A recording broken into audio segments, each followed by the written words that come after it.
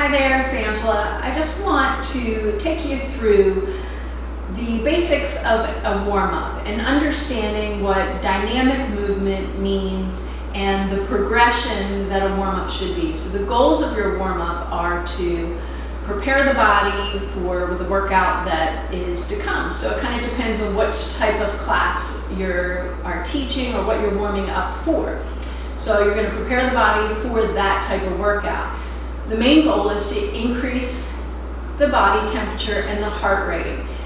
Loosen and lubricate the joints. So you want to get the blood pumping, gradually get the heart rate up, gradually warm the body up. So you're loosening joints, getting the heart rate up, warming the body, and preparing it for the workout to come. So what does dynamic movement mean? We talk about that in a lot of teaching and instructing text and things like that. But dynamic means to move, basically. So you want your movement to be gradual and progress. So it's not just going to be at the same pace the whole time through your warm-up. It's going to start a little slower, progress a little bit faster, and into a more active warm-up and into, of course, the workout. So there's the progression part of it that you're trying to accomplish in teaching. And you also, again, are trying to work on that dynamic movement. And dynamic movement, really, if you are moving, that's basically what you want to keep in mind. Dynamic means to move. So you're going to move and you're going to use large muscle groups, not just go through each little section of the body or each muscle group. You want to kind of use things all together to get everything working and keep the blood pumping. Because if we're just working one shoulder, nothing else is getting warmed up. It's actually cooling down, which is the opposite of what our goal is for our warm-up. Okay, we want to progressively warm up and keep that pace going throughout the class until we get to the cool down, where we're going to rewind that, thinking of those same techniques, and rewind it and come back down to that resting point. So what does that mean? We're going to go through, or I'm going to take you through a little bit of what I do typically in my pole warm-ups, and this would be sort of for a basic pole class. But again, depending on what it is you're teaching, you might have to warm up, if you're doing a tricks class or an advanced class where there's a lot of inverts and climbs, then you need to particularly pay more attention to making sure the shoulders and the back and that upper body is nice and warm. If it is a class that is more of a dance class, you kind of want to think of that fluid movement and just making sure that everything in the body is warmed up and not specifically just the legs or just the shoulders. So kind of getting that gradual movement in dance. So let's just talk about some things as we go through. Since I typically teach pole classes, I like to always start my warm-ups on the pole. Now you can certainly start them on the floor and then progress to the pole. I like to just kind of get everybody on the pole. That's what they're there for, is a pole class, and people like to be on the pole the whole time. So again, totally up to you. Sometimes you don't have the option of having one person per pole, and a lot of studios do share poles. So again, that just depends. But let's do it. I also like to think about head to toe. You can start at the feet and work up, or you can start at the head and work down, but kind of keeping that in mind will help you keep that the idea of warming everything up head to toe. It doesn't have to be in the order of head to toe, but if you think body parts head to toe and kind of go through your checklist, you will have covered everything you need to cover. So let's start going up and down on those toes. So a lot of times I'll just start here. That starts from the bottom and work it up. So we could go through a bunch of those, some ankle circles, always making sure you go one way and the other. Now I'm just going to kind of speed through some of this, not take you through the entire warm-up, so of course you would be doing these a little bit longer. But moving up the body, we're going to go to those hips side to side. So we're just kind of waking up each point in the body, okay? Take those hips forward and back, that tuck and tilt. So again, just hitting all those points. Circle those hips. One way and then the other, of course. Then moving up to that rib cage. So rib cage side to side. Take it forward and back, popping that chest. So lift and round, rib cage circle. So again, I wouldn't go through these quite as fast as I am with you. You would take those several times one way, and then of course always going in the other direction, waking up those body parts. Then moving up and down on those toes again. We're going to start to put those pieces together. So I'm going to hang tight up on my toes here, sink to those knees a little bit, circle the hips, and add the rib cage with it. So now I'm incorporating all of those points that we just went through.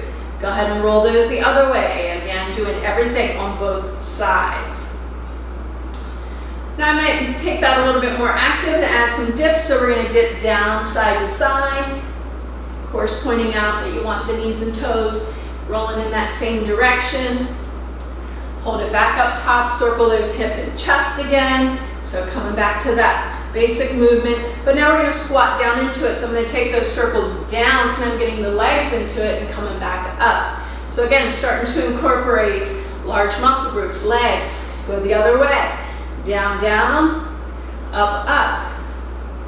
And again, you could do these several times. Then I'm going to take a walk, right arm nice and high. So adding in some movement. We'll stop on the side, add those circles here, hip and chest.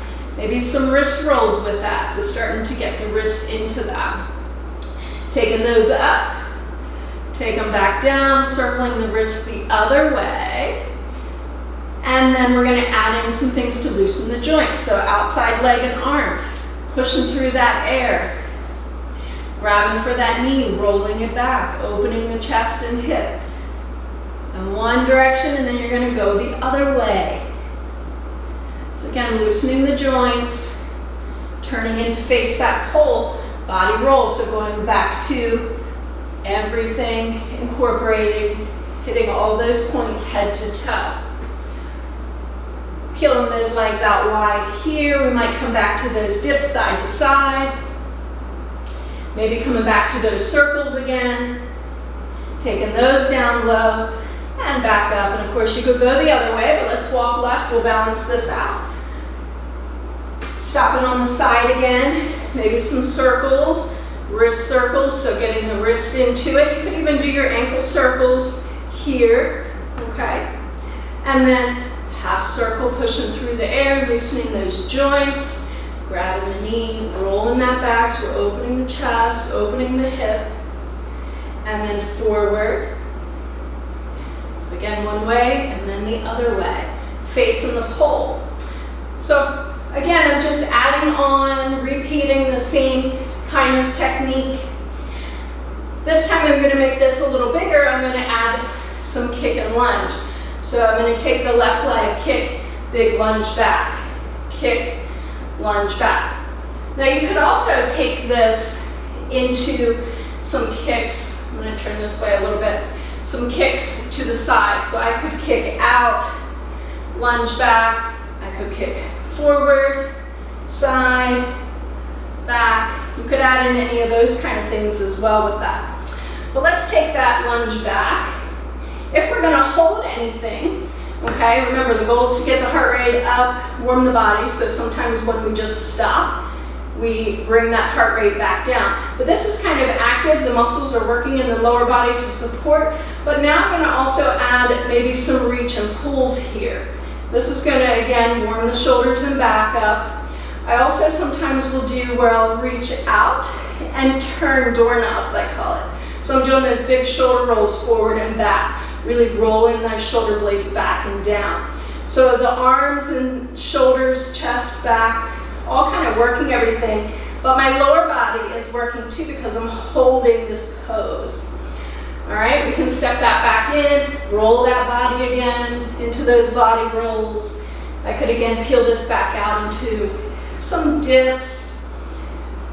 All right, maybe some circles again with the squats, getting the legs into it, taking a walk again. We'll go right arm this time. Another thing that I like to do is to add in some, if you do like to do floor stuff, you can work yourself down to the floor with that. Not into your stretches, but just working down. I might take this and glide this side to side. So again, some movement that incorporates the muscles and strength and lengthening. I might bring that back up, walk it in, roll that body, taking a body roll down. Last one, all the way up top. Big inhale. Exhale with some wrist rolls. We can take a walk again. So keeping the movement going at all times. If we stop on the side and we roll those body rolls again. Another example that I like to use as I'm progressing through the warm-ups is to take to the floor to work into a little bit of strength, and that's what we'll do here. So if I were to take that kick and lunge, I could use that and hold it. Again, I could open up here, bring in my reach and pulls, or my doorknob turns, but you can also bring it down to the floor. So if I were to bring both hands to the floor, I would step back and be in that push-up position. We could work in some strength with some push-ups here. Maybe some knees in and crunch, get a little bit of the core in there. But you can also drop down to all fours, work through some big vertical circles, getting a little bit of stretch at the top of that. And of course you want to go in the other direction. And you could add in maybe a floor speed bump or snake back.